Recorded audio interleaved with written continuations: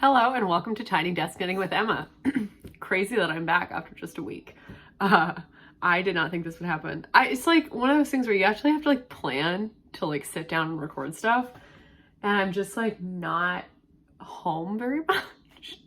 Like especially during daylight hours, like you can tell like it's daytime right now and it's like there's so much perfect natural light here in the studio that I'm like, I'm not gonna record at night. Like it would look so bad. There's so much light that I might have to take my glasses off because of the glare, which is fine. Maybe I should just do that anyway. Yeah, maybe, why not? Anyway, yeah, I'm back at it and I have a lot of stuff that I've been working on and I have all sorts of like plans of like how to get everything done by Christmas, which is ridiculous because nothing I'm working on is a gift. I just want it to be done by Christmas because I'll explain why. So yeah, I have this thing where I need to finish my whips. Like this happens to me once in a while. I'm like, I can't cast anything on. I just have to finish my whips. I can only work on whips for like this many weeks or this many days or whatever. And so I'm in one of those phases right now. And I'm like, all right, Emma, like, how are you gonna get this done? I'm doing this, which is ridiculous because my MacBook is open right underneath this because I have some show notes and a Google Doc. And there's a sticker on, like, I have stickers on the front of my laptop, but then on the inside, there's like, under the keyboard, like the trackpad's in the middle, and then on either side of the trackpad, I have stickers, and there's, on the left side, there's a sticker of, illustration of sheep wearing knitted sweaters. And on the other side is, a sticker of a picture of Claire Saffitz, who's a celebrity like chef. She writes, well, she's a baker, like she used to work for Bon Appetit and now she just like writes cookbooks and has her own channel. And she's going like this. And it's like exasperated Claire Saffitz. Knit got me this sticker a couple of years ago for Christmas. And it's so, I put it on my laptop because I was like, this is me all the time. And like now I have proof that like this is just, I'm just like, just like Claire Saffitz on the sticker. Anyway, so my whips, let's talk about them.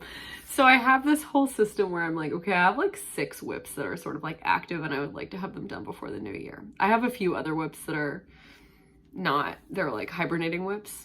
They're like not important for me to get done. They're like, I haven't done enough work on them for it to matter if I make a dent in them between now and New Year's. So I'm just kind of like, okay, you guys can just like hang out and eventually I'll get back to you, but no big deal. So 6 whips that I would like to finish. So the first one is the super simple summer sweater. I'm like, this is gonna get done one day. I swear to God, one day, not today, but one day. And it's like, I think I might have shown this last time. It's not any change. Like one sleeve is done. That's great. The other sleeve is actually like not terrible. I just have 1, 2, 3, like 3.5 stripes left on this sleeve.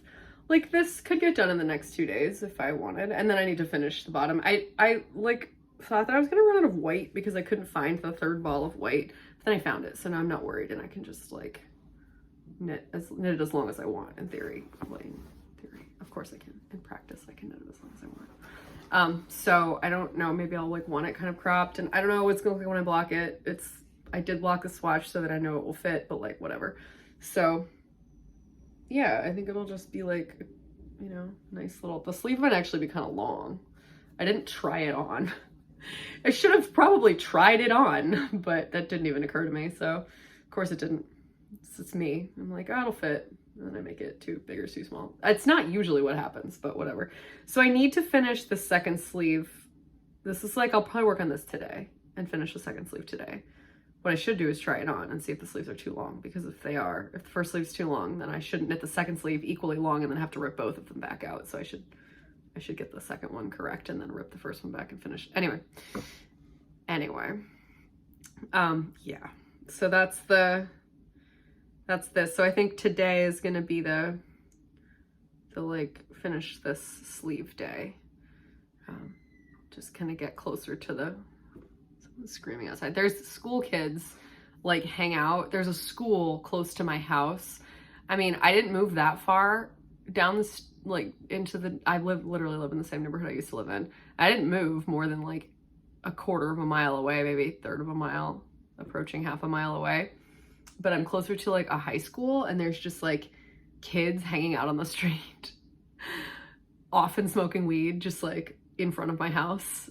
Because there's a lot of like eating establishments close to my new house. Like I'm closer to the kind of like main thoroughfare of like restaurants in Fed Hill in Baltimore. So there's a lot of school kids that hang out here. Just like between 2 and 5 p.m. there's just like 20 kids always on the street, like eating snacks and mostly smoking weed and like just hanging out, like loitering like high school kids do. They're not like, they don't really bother. I can't really hear them, but sometimes they do things like scream and I'm like, oh, that's right. I forgot about them. They're here. So anyway, yeah, I am like, this would be nice to have this done the next couple days, just to have it done. Because only 2 of my whips are sweaters, but I need to have the sleeve done so that I can use this shorty needle for the sleeves in the other sweater that I'm working on, which is also like a decent chunk done. That's the macaron cardi. Oh. Here it is. Ooh, did it fall out? No, didn't fall out. Okay, so this is like decently, I think the body is almost done, especially because it's supposed to be kind of cropped. Oh, hey, the needle is falling out. That's not great. Hello. Ah, love when this happens when I'm recording. Awesome. Awesome. There we go. All done. Okay. So this is the Macaron Cardi by Naomi Endicott, which is, she owns Espace Tricot, or co-owns with Steph Earp. She co-owns Espace Tricot in Montreal. They have all sorts of free knitting patterns. They're actually coming out with a book, which I think gets released like on Friday, which is really exciting. Knits from the LYS. And they almost never sell their patterns. Almost all of them are free. But this book you do have to pay for because Lina published it.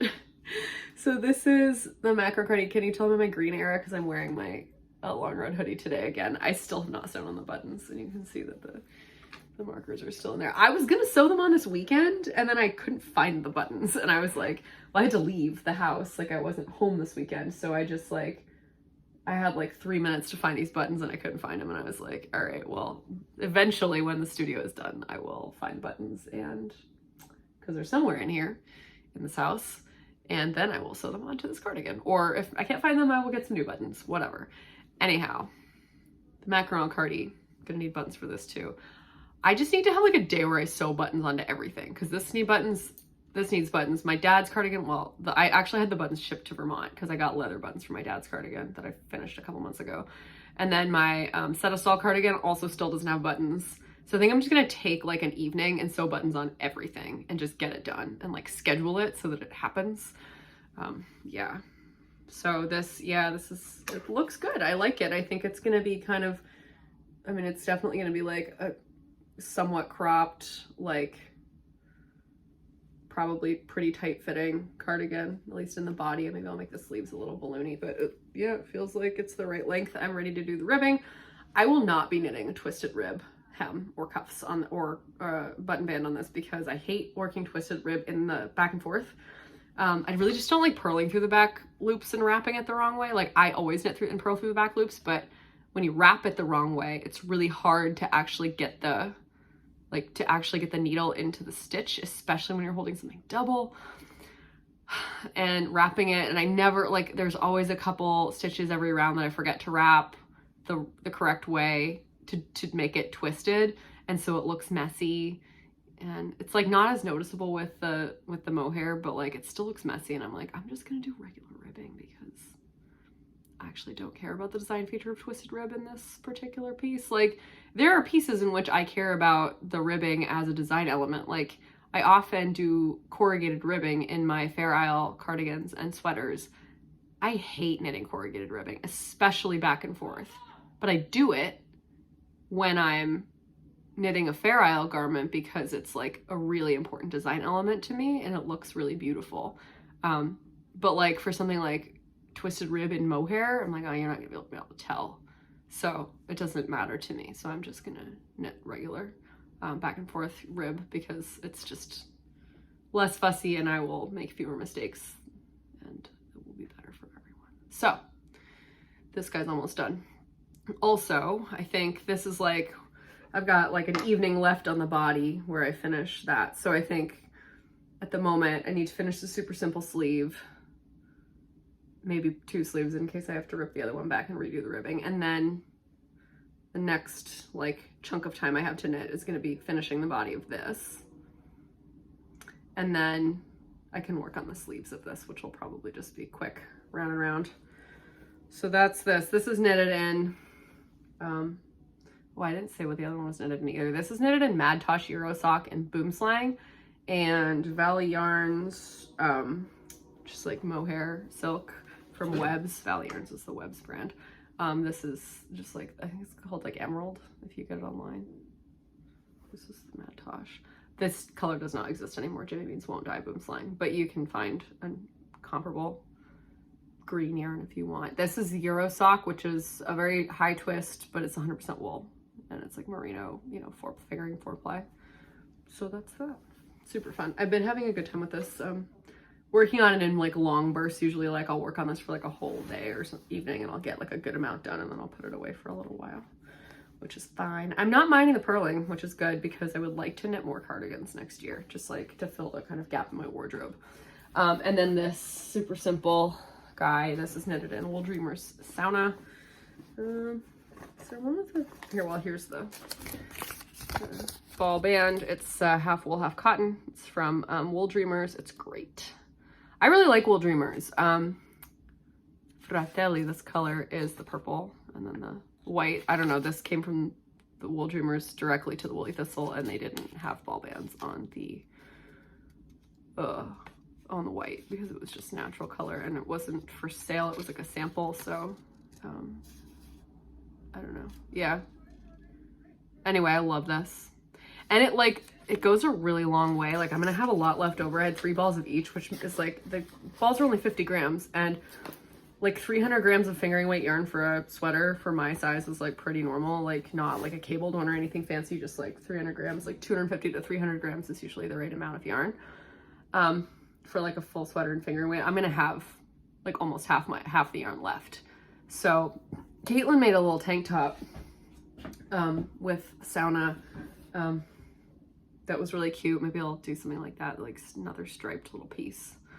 But yeah, okay. So those are the 2 big whips. Next whip, I don't think I've shown this. I know that I showed this yarn like maybe a year ago, a while ago, or maybe like at the beginning of this year, because I was like, there's like some skeins of yarn in my stash that I've had for years and I really want to knit with them, but like I'm not really sure what or when, and like they're very special, and I'm like, I just sort of forget about them because they're not like out in the open in my life. And anyway, I remembered this one, and because I found it earlier in the year, and it's this beautiful green color, again with the green, like clearly I'm in my green era. This is a mystery yarn that I got because I balled it up and I did not save the ball band. I got this at Loop in Philadelphia about 5 years ago because I remember going, it was the summer after my first year of grad school, and I was visiting Philly in the summer, which was where I lived, but I was like home for the summer, but I was flying somewhere from Philly, and so I went there for like the weekend, and I hung out with Monica because she was there, and we went to the yarn store and I got this. Monica says she does not remember this, which is shocking to me because she remembers all the yarn.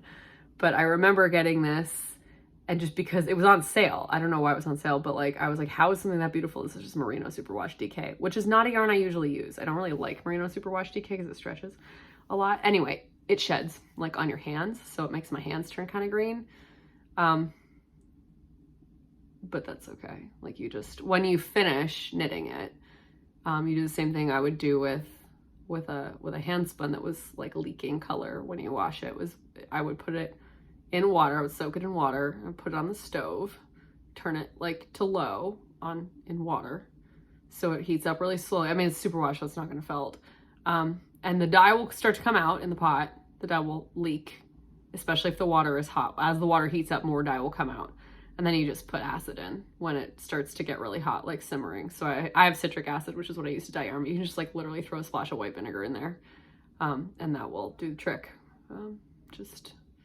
It'll stink a little bit, but you just want to wash it with like some eucalyptus that has a nice smell, and it'll go away when when it's cooled off. Like put the acid in, wait a second, because you'll see it. You'll be able to see the yarn soak up, like the dye pot will, don't do this in a food pot, like do this in, if you're gonna do this, don't use a pot you're gonna use for cooking.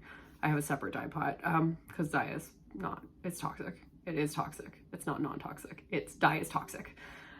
So the dye comes out the most at the point when it starts to simmer. So that's when you put in the acid in, like, seriously, like within 30 seconds or a minute. If it works, the yarn will soak the dye back up and the water will be clear. You'll see it and you can watch it happen. It's very cool to watch because it's super quick. Like it works really fast.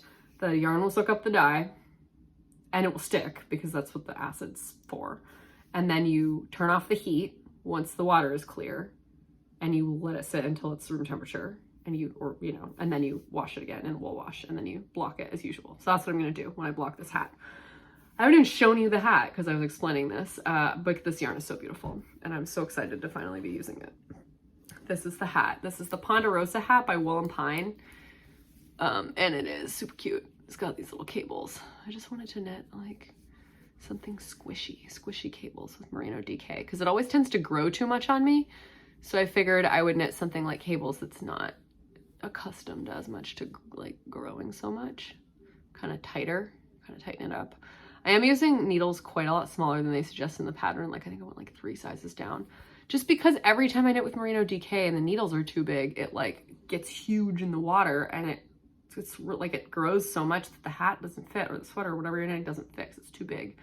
So hopefully this was the correct thing to do. I'm like a little bit worried that maybe I should have like knitted a larger size. Like if I was gonna knit on smaller needles, I needed to knit the biggest size because it's the second largest size, the like adult, small, medium. But I think it's good. Like looking at it, I think it's gonna be fine. It will stretch still. So I'm excited about this. So I did a couple of repeats of I had done the ribbing and I did 2 repeats of the cable pattern. It's like an 8 round cable pattern yesterday, and you're supposed to do 8 total. So I was like, that's pretty good. I got the quarter of the way through the cables. My hands looked like Shrek, all good things. Millennials love Shrek. If you don't know about that, it's like a phenomenon. Like I'm sure every millennial watching this is like, yeah, I love Shrek. I mean, I hope so, because Shrek is so good. After the second Shrek, though, it went downhill, but Shrek 1 and Shrek 2 are like, that's like the millennials, like that's the defining movie of our generation, the young millennials at least, like people born between like 1990 and 1998, I think. And then people would be like, my brother was born in 2001, so he was born the year the first Shrek actually was released, but like he also, because I was like, we had the DVDs and we like watched it all the time. Yeah, my dad thinks Shrek 2 is one of the most perfect examples of comedy that's ever been created. And he likes it so much that he shows it in his Shakespeare and comedy class when he teaches. He's a college professor. When he teaches Shakespeare and comedy, he shows Shrek 2 because it's so good.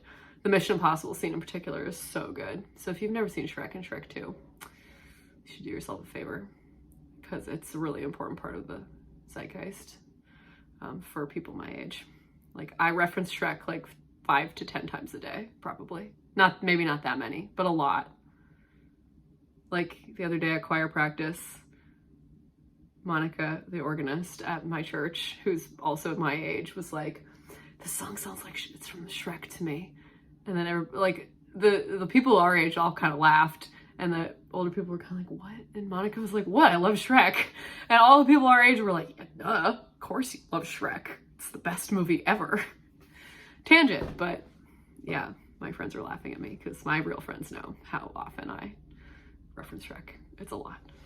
Okay. A couple of other things that I'm working on. These handspun mitts that I showed last time that are still not done because they don't have thumbs. I gotta put thumbs on these. It's like 30 minutes of work. Well, maybe an hour because picking up stitches is kind of fiddly. But this is so little time that it will take to do this, so I just need to do it. But that's one of the things. Again, this is just a hand spun. I spun this like right after I started spinning. This was a hand spun BFL braid from Feederbrook Farms that I got at Rhinebeck line 2022, I think. So it was rainbow, and I spun it basically not fractally, just like kind of into a rainbow. Like I had 2 plies, like I tore it in half and then I spun each so that they would sort of match up, but like not quite because it's never always that precise. But I like these. They're cute, and they, yeah, they have like a little ribbing on the edge. I have a pair. Oh, they're not over there. They're somewhere over there. I have another pair in like earlier Handspun. Sometimes I just like save these things and don't talk about them in case I decide to like publish like a collection of Handspun patterns, but I was like, whatever, we're just gonna knit another version of that. And I would like to maybe just write it up and put it on Ravelry for a couple bucks as like, this is a nice thing to do with your early Handspun that you are slightly embarrassed about because it doesn't look great. And I shouldn't be embarrassed about this Handspun. It's actually pretty good. I spun this on Gertrude, which is the wheel that Monica's dad built, and that wheel does not have a lot of bells and whistles, so it's kind of impressive that I managed to make this yarn, because I think Gertrude would frustrate me too much if I tried to spin on her again. I tried kind of recently and I was like, oh yeah, it doesn't have any like, there's just not enough to, you can't control the tension, and you can't control like, there's a lot of stuff you can't control on it. So, and I'm used to just having the control, so it was really helpful when I was learning how to spin, just to like understand how the mechanism worked. But yeah, I think now I have a variety of other tools I use for spinning and tend to have more, they just have more like options. Like I said last week, you know, when I got the matchless last year or a year and a bit ago, it was way too much wheel for me, but I have figured her out. Thelma and I are friends now. Actually, I haven't used Thelma very much at all since I moved, because of Felicity, and Felicity is the Ashford traditional that I was bequeathed. I would not feel bad giving Felicity back to her owner, but if she ever wants her back. But for now, Felicity lives here. Felicity is an Ashford trad. Oh no, I can't really flip that. Let's do this. I can show you Felicity. She's right there on the floor. There she is. She's got a spin on her right now. This is a woolen spin that I'm working on. There's this Thelma. Thelma's hanging out on the floor with some fiber that I'm in the middle of spinning, and just she hasn't been used in a couple of weeks. That's it. She'll get used again. Okay, what else? The socks, right. And then there's an impulse cast on that I did last week that you'll see. I'm just knitting some socks with West Yorkshire Spinners signature sparkle and vintage tinsel, which is one of the Christmas colors. You can get West Yorkshire Spinners signature 4-ply at the Woolly Thistle, or I mean probably anywhere you buy your yarn, but they have it at the Woolly Thistle. So, and it's great. This is just the first sock. I'm like partway through the second, almost to the heel. I have like one more color repeat till I get to the heel. This is just a simple pattern. It's like knit 1 round and then knit 2, purl 2, 1 round. So it's like a broken rib. I will probably publish this design eventually when I publish all my freaking socks someday. I almost always do a heel flap and gusset on my socks, especially when I'm writing the pattern myself. So as usual, heel flap, heel turn. There's the gusset right there. You can see that. I find that I think people with high arches prefer heel flap and gusset for their, just like anatomically for their foot. And people with low arches don't need that necessarily. Like I know Andrea Mowry always says she has really flat feet and she prefers a Flegel heel, which is different, or like an afterthought heel is fine. But like people with high arches tend to go through the heels and toes faster, and just an afterthought or forethought heel is like, you know, the kind that you place at the end. Basically, that's a little bit less, you know, it just, you put more wear on it if you have higher arches, because there's just like less surface area of your foot on the ground. So I think that's why that's the case. Okay. Maybe I showed this. I don't remember if I'd cast this on. I don't think I had already. I decided I wanted to cast something on with Handspun. So I got this skein, which I made this summer. This is all merino wool. It's a fingering weight yarn that I made. It's like less plied than I wish it were. I should have plied it tighter. But otherwise it's fine. It's pretty consistent. I like the colors. A little bit of purple, mostly just blues and teals. I'm a fan. Anyway, I cast on a pair of mittens because I just thought that for some reason I needed to do that. The colorwork mittens just kind of happened last week, and the bug bit me. I did it. So the white's just like a merino, or it's a Peruvian Highland Sport from Wool to Die For, or Wool, yeah, I think Wool to Die For. these are called the Denver mittens or mitts. I have a very large file of mitten patterns, like colorwork mitten patterns on my laptop that have been saving since like 2017 when I started making these. This is the palm. It just has a peasant thumb, so no gusset at all, just a peasant thumb. So there's basically waist yarn there, and I will take the waist yarn out and put those live stitches back on the needles and like knit a thumb out from there. I love this. I've been working on this while I was rewatching season 2 of The Bear last week. I haven't worked on this week, just I worked on it last week. I'm finally getting into the purple here. I think it's really funky. I really like the palm pattern. I think it's really cool. So yeah, I just felt like knitting a pair of colorwork mittens. Maybe this will be a Christmas gift. I don't know. If they're done in time, maybe I'll like give them to my mom or something. She wears mittens every day because she walks Hobbs, the dog. Hobbs the dog has been featured on Tiny Desk Knitting before, but you have to go back like 2 years to see him. I'll probably record at Christmas and get Hobbs in there. He might have been in my New Year's episode last year. Hobbs is so cute. He's so, he's my mom calls him a terrierist. He's a Cairn Terrier. He's a very good boy, but he's also a terrier, so he chases a lot of stuff. Well, he doesn't bark as much anymore because now he has a vibrating collar. When he goes outside, the collar vibrates when he barks. He doesn't like it. It doesn't shock him. It just vibrates and he doesn't like it. So my parents would never shock him. He's a good boy. But anyway, I think these are fun. And this was my impulse cast on last week. I was like, I can have one impulse cast on in December because I'm not doing like an Advent project or anything. And I like it. I think they're funky. So there you go. I really am not trying to knit gifts this Christmas. I'm thinking about knitting my brother a hat, but like even then, I don't know. We'll see. Maybe he'll get it for his birthday. I got him a very expensive Christmas present because he was like, this is what I want. I know it's very expensive. And I was like, that's okay. And he was like, you don't have to get me anything for my birthday. So maybe I'll knit him a hat for his birthday because it's in March. So in Vermont, where he lives, it's still cold in March. So anyway, yarns for that. And I think that's all. Macaron Cardi, I'm looking at my show notes here. Super simple socks, Denver mittens, these rainbow mitts, and the Ponderosa hat. So my rule for myself to get these done is I have to work on 2 of them every day. That may not happen on like Thursday when I have choir and stuff, but although maybe I will. Liz is driving this week. No, she's not going this week, so I have to drive myself. It's fine. Yeah, I'll probably just like, yeah, it's okay. I'll work on 2 small things on Thursday and I will still, I like having a streak calendar. It really helps motivate me. So I have like, I've printed out like a spreadsheet of like, here are the 6 projects and like at the days of the week. And I like make an X when I work on that one. I have to work on 2 of these every day. And I'm trying to spin every day as well. So those are my whips. Let's see. In a week, I would like to have 2 to 3 of them done. Let's see. We'll see. If I have 3 of them done, it will be the little hand spun mitts, which again, I could just finish tonight if I wanted to. And the super simple summer sweater, which I really hope is done by this time next week.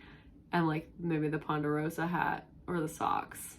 Probably Ponderosa hat if I work on a couple of cable or at least 1 cable thing every day. It's only 8 rows. I can totally do that. It takes like, it doesn't take that long. Okay, let's talk about spinning.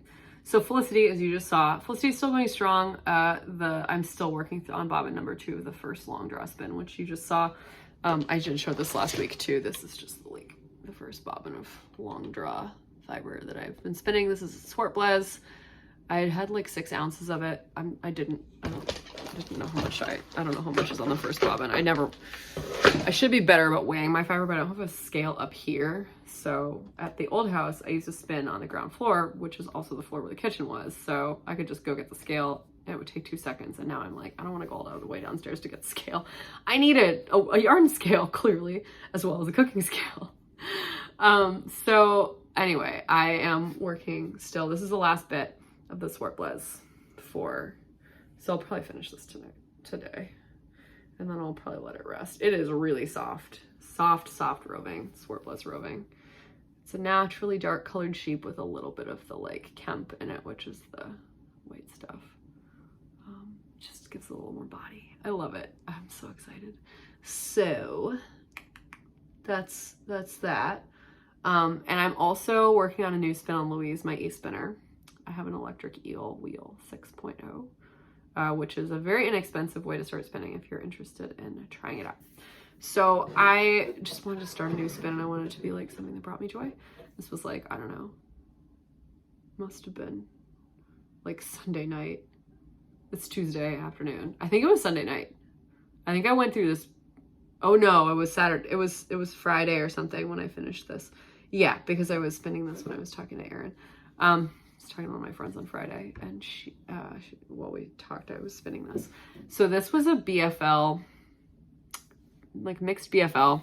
I did 1 ply of this because I dyed this and spun this colorway to match the sleeves of my Metamorphic sweater to the body. So the body, I actually used this yarn, this Feederbrook Farms. So it's kind of similar, you can tell. I used this Feederbrook Farms color, and I did like 1 ply of that and 1 ply of black and white Jacob when I was making the Metamorphic sweater by Andrea Mowry for one of the yarns that I used. And the other yarn was on the floor over there, but it was like a white and like light brown combo spin. So it's 2 different combo spins. It was a lot. There were 4 different fibers in there. And I only had this one big skein of the rainbow with the Jacob, black and white Jacob. So I was like, okay, this is a fun challenge. Let me dye some BFL, like some mixed BFL, to try and match. So the top of the sweater was like pink, purple, blue. So I had to do green, yellow, red, like orangey red, basically.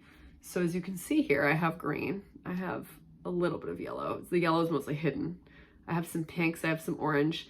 It ended up actually looking pretty good. I should have worn it today. It's just like my sweaters are all under the bed, and I don't like to dig through and get them out. But yeah, there's pink, there's red, there's like coral, some orange, some gold, kind of gold color, and then green. So I was like, there just wasn't a huge piece. Again, I didn't weigh this. There wasn't a huge piece. It's probably like 40 grams maybe. Anyway, I don't know. But I was like, that's like 1 ply. I'll just ply that. I'll just single ply it, and then I'll do a combo spin. I'll apply it with something else. So then it was coming out really thin, and I was like, oh, maybe I'll do a 3 ply. You can see how thin that is. Maybe if I cover my face. Well, like, no, probably not. Cool. Well, it's very thin. So I found a bump of gray Gotland, really soft, that I've had since 2022 Rhinebeck. And I spun that, and it looks like it's, I don't know, somewhat similar amount of fiber. This is a little less consistent because it was roving. This was combed, well, no, this might have been roving as well. I don't know. This was more, it was less processed for sure. There was like VM in it. It was fun to spin because like it just kind of like sand and VM comes out while you spin it like onto your lap, onto my bathrobe, which is because I spin this in my bed with the electric spinner. So that's fun. And I am working on now the 3rd ply, and I didn't know what to do. So, but then I was like probably like a white or like a light brown, because with these two, like what should the 3rd ply be? And I wanted to make like some self-striping socks, you know. So I found this mystery fiber. I think it's probably Romney, or might be Cheviot, like a white Cheviot. It's either Cheviot or Romney, I think. It's very hardy. It's not soft. It's not itchy, but it's not soft, super soft. So it smells like roll wool. It's roving. And I'm spinning this as the 3rd ply. I think there's more of this than there probably was of either of the other 2, but I'm gonna try and spin the whole thing. Maybe not. Maybe I'll just stop when it looks like it's like a similar amount. But if I spin the whole thing, I can just apply this to something else. Because I always have singles left on my bobbins after, you know, because there's always like a little bit of one bobbin left and whatever. And I usually just let them build up until there's like a bunch on each bobbin, and then I just ply them together and have like a random Frankenstein, which is fun. So this like kind of creamy Cheviot / Romney, whatever it is. I don't think it would be anything else. I'm like trying to think like what else would it be? Based on what it feels like, it's gotta be one of the 2. So that's going, and that's fun. So some fun spinning. I don't know if I showed this done. This was a skein. I can't remember if this was plied yet when I was recording last week. This is I think maybe it was. It's a super shiny Romney lamb. Molly thinks the lamb is named Lucy, so we're calling her Lucy, and I dyed this. And I spun it into a 2 ply, and it's pretty. I'm gonna make like a hat. I might hold it with some Surrey alpaca because I have a Surrey alpaca skein like in this exact color, but this is so pretty and I'm like, maybe I don't want to sully it. Oh, it's right here, hang on. I love when this happens, when it's like what you're talking about is like within reach. Rare because there's so much here, but there it is. They're like so close to the same color, so maybe it wouldn't interfere too much. And I'm like, I think I had mittens with this or something. That would be really nice. I love the color. I love this color so much, and the Surrey is so soft. So that's like, I would love to do that. But yeah, I don't think, yeah. Okay, next spinning project. I do want to talk a little bit about this. It's like 35 minutes. Yeah, we have time. So one thing that I did somewhat recently, which I showed, was I did this. I had this bump of fiber. It was 8 ounces. It was big. This is only 4 ounces because I spun half of it. I had this bump of roving that I got. I think I bought this from the woman who sold me Thelma, and I think it's Coopworth fiber. So I got like 8 ounces of it at Rhinebeck last year, and I spun the first. I was gonna spin it into bobbins on a Louise on the electric spinner because they have 8 ounce capacity. And so I was like 4 ounces and 4 ounces, and then I'll apply them together and I'll have 8 ounces. And like, I'll make like a t-shirt or something, whatever. But I spun the first half and I was like, this was really frustrating to spin it worsted because it's just so open and it really just wants to be long draw. Like this does not want to be worsted spun. It wants to be woolen spun. And I figured that out and I was like, but I haven't learned long draw yet. This is a couple months ago. So I was like, so I remember spinning this at Rhinebeck at the party house. So I spun a bobbin of it, but I didn't want to spin the other bobbin. So I decided to chain play this one. It's a little tight, but it's fine. I'm going to make some socks with it. Nice and springy, chain plied. It smells good because I wash everything with jasmine wool wash. It makes it smell really good. So anyway, when I'm done with this first woolen spin, which will probably be really soon, like maybe today, I might even apply it tonight, but I might let them rest. Especially with woolen spin, I feel like it's important to let them rest. I don't usually with worsted spinning because it doesn't make that much of I'm like not good enough of a spinner for it to make that much of a difference. And I'm usually just impatient and I want to apply. But I'm going to spin the other one, this one, woolen, long draw, as I intended. And now I have the capacity to do that and I figured it out. And I feel like I'm confident enough to do this. And I'm going to then compare the two skeins and I will tell you all about how I feel like they're different as a very amateur long draw spinner and normal spinner. I've only been spinning for like a year. So I'm excited about that project. Yeah, I'm going to do that. I'll compare the skeins. It'll be fun. So, yeah, today I was like on the internet on Instagram and I saw Andrea Mowry's new shawl, the Traveler shawl, and I was like, that's really cute. And I like the Traveler hoodie. I would like to spin. I bought like 3 giant, I bought 1.5 pounds of bare undyed Targi at Rhinebeck, and I'm gonna dye it. I would like it to be exactly this color, baby. This is a color, it's like of dye called Baby Blue Eyes, so I know I can do it. I would like my Traveler hoodie to be this color. I'm gonna dye my Targi, 1.5 pounds of Targi that color, and I'm excited about that. And then, so I like the Traveler hoodie. I think I bought the pattern for it. I'm very excited to spin and then knit that eventually. That's one of my big projects for 2024. But I really like the Traveler shawl. And I was like, I need more things to like wrap up in. It's actually right here because I wore this to work today. This is my Hansel Hap, which I knitted for I think I knitted this for the Woolly Thistle Hap cowl a couple of years ago, like a year and a half ago, summer 2022. I finished it when I had COVID in July 2022. I remember that because I was working on this and then my like red vanilla sweater that I cardiganified. I steeked. Cardigified, I don't know. And so it was all the same color red stuff, and I did it all when I was convalescing from, well, I didn't have very bad COVID, but I had to stay inside, so I didn't give it to anyone else. And I knitted, this is the medium-sized Hansel Hap, and I like this. The wings are like, I feel like the wings are too short though. Like I like to wear it like this, like if I'm putting it under my coat, I'll wear it like this, and then I'll like, you know, around the back, and it just like doesn't. They come back around, but they'll like, if I don't tie it, it will like, it'll come off, which is annoying. I should make that little like bandana hap, the hap kerchief or whatever, Gudrun. This is a Gudrun Johnston pattern, the Hansel Hap. You can make it the whole square or you can just make the half, and it comes in 3 sizes. Each one comes in 3 sizes. And it's pretty simple. It's mostly garter stitch, so you're not really purling. Even the applied border is not very hard. And like the old shell lace, again, it's all in garter stitch, so it's not very complicated. Only purl stitch is like every other row when you go back and forth here on the spine, you have to purl that. But otherwise, it's a great first shawl or like first lace project. And it's really cozy. So I'm like, I think I need more stuff like that, like cozy shawls and stuff, especially for my office. It gets kind of chilly. And I want to use Handspun. So I'm like, maybe I should use Handspun. I already have so much Handspun. I'm like, I could use like 2 or 3 skeins of Handspun and it would be fun. Or I could like do a new spin because I'm that kind of person.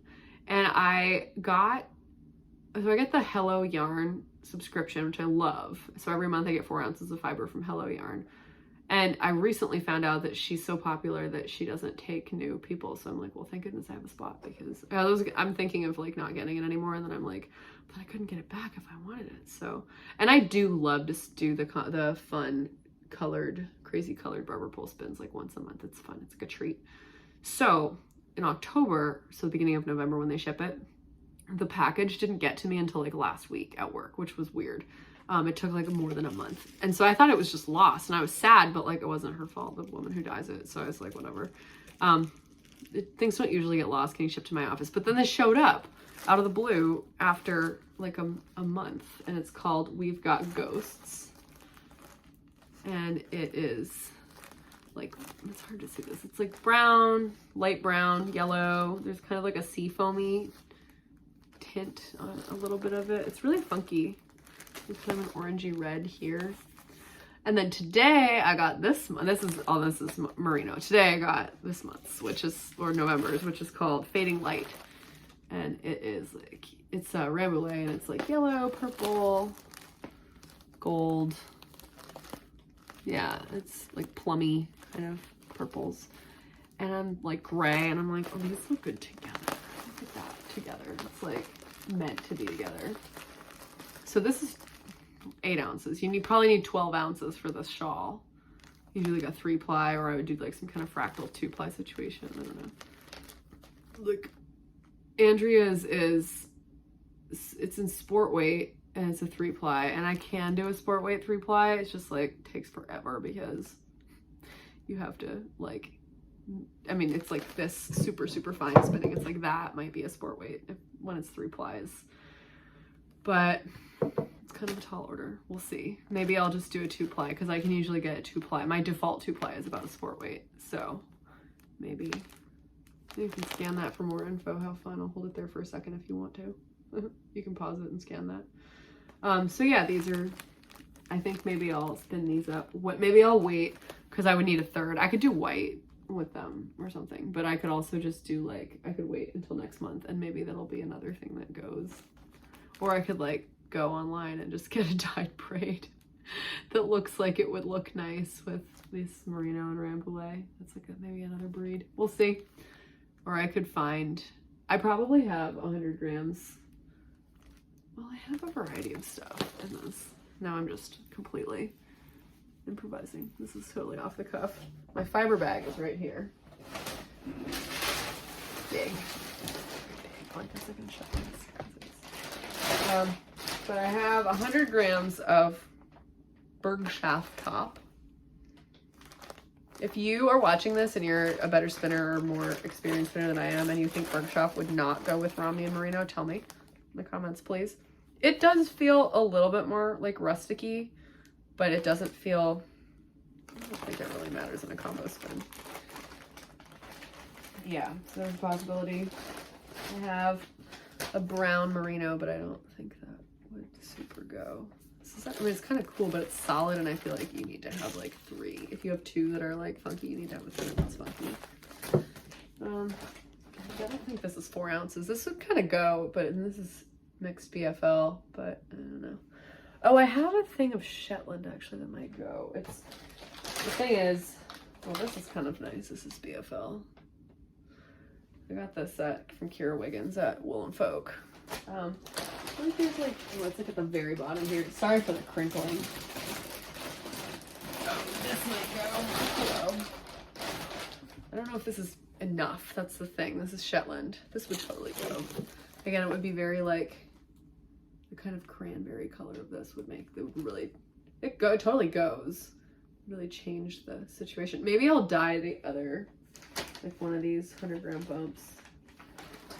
Use the bark shaft. Maybe I'll dye that kind of reds, cranberry.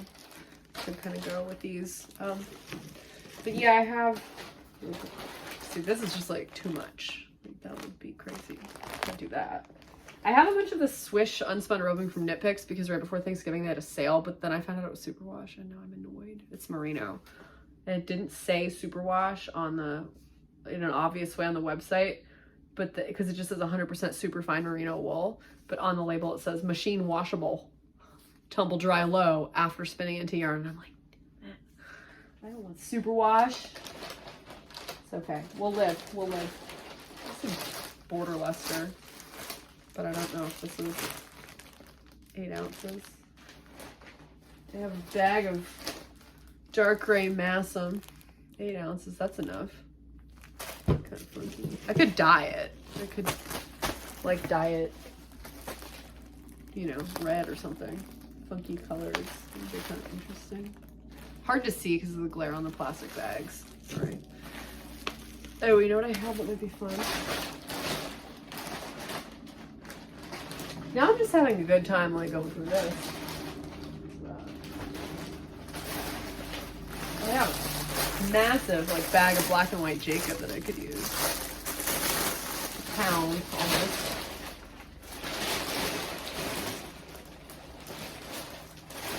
There it is. Sometimes it's hard to find things in here. This. That'd be kind of funky. These two. This is DFL.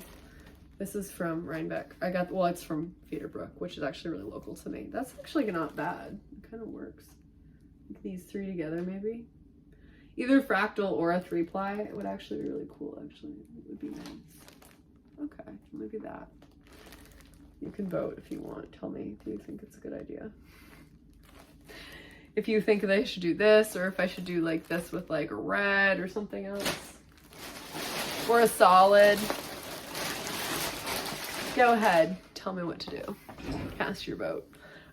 That's all I have. And it's been almost 50 minutes, which is like my typical amount of time for this, so I don't feel bad.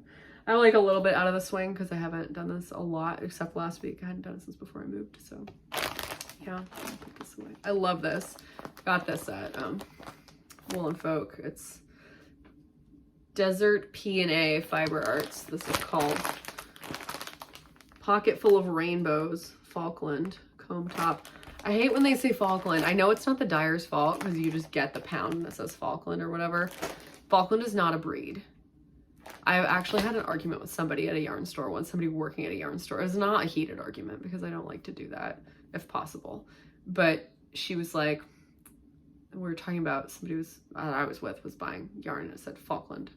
And I was like, oh, I wonder what Falkland sheep that was, because the Falklands have merino sheep, Corriedale sheep, and Polwarth sheep. There's no Falkland sheep. There's 3 different breeds that live on the Falkland Islands that are cultivated there. Corriedale, Merino, and Polwarth. And I knew that. I was not even spinning at the time, and this woman, who was not very nice, working at this store, which I will not name, yeah, she was, Nitten is watching this and cracking up because he was there. He remembers this.